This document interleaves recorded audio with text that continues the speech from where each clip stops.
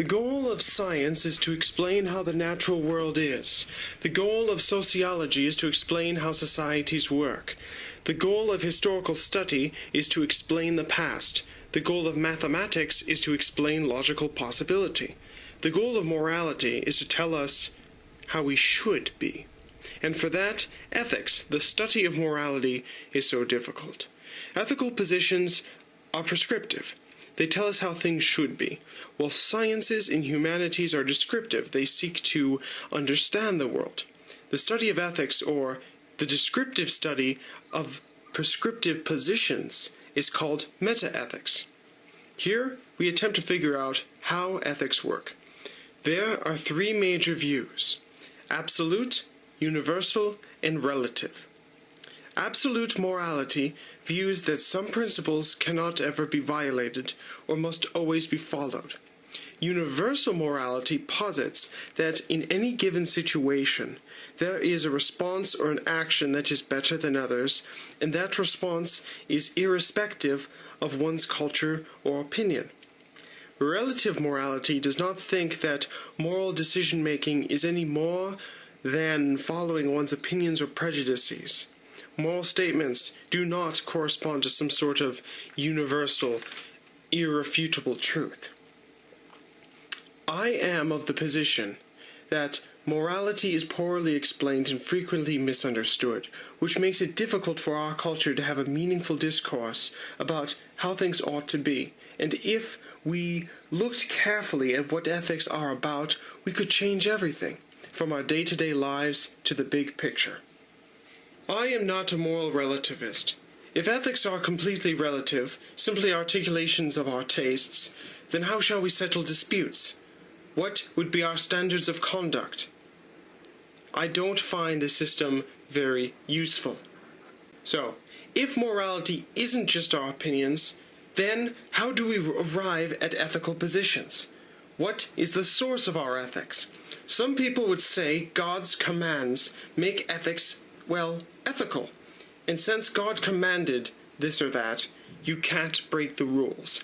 For example, Calvinist pastor John Piper argued that a man must always protect and defend a woman and not vice versa, even if the woman is some sort of karate master and could save herself in this situation and the man is a 98-pound weakling. The man must always stick his neck out to defend the woman because gender roles are written in a man's soul and can't be violated. I think that's complete bunk. Or, what about this? Sex before marriage is always wrong just because it is. God doesn't like it. These are morally absolute positions. While I am a Christian, I do not think that this divine command theory, as the hip cool philosophers would put it, is a convincing ethical position for a few reasons. 1. Is it moral because God said it, or did God say it because it's moral? 2.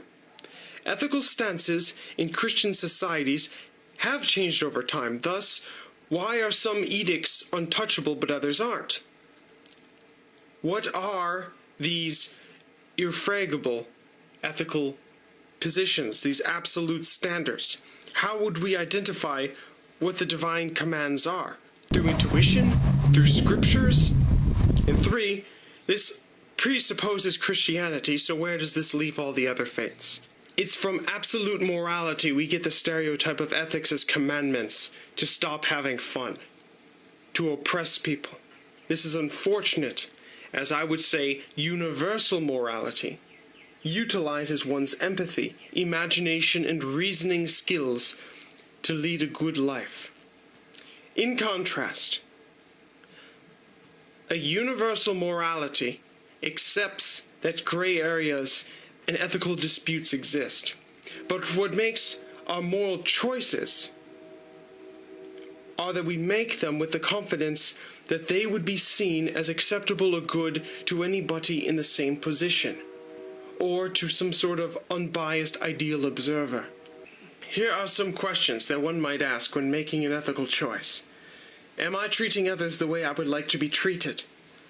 Am I maximizing long-term happiness or minimizing long-term pain? What if everybody else were to do this? How will I be judged by future generations? Is this making me a better person? Am I treating others as a means to an end or as an end unto themselves? Am I inhibiting or facilitating the freedom and dignity of others? In short, universal morality is desirable over absolute morality or relative morality because it focuses not on rules or just sidestepping the ethical questions, but asking ourselves, what is the world that we really want to see, and how are our actions deviating from that world or bringing us closer to it?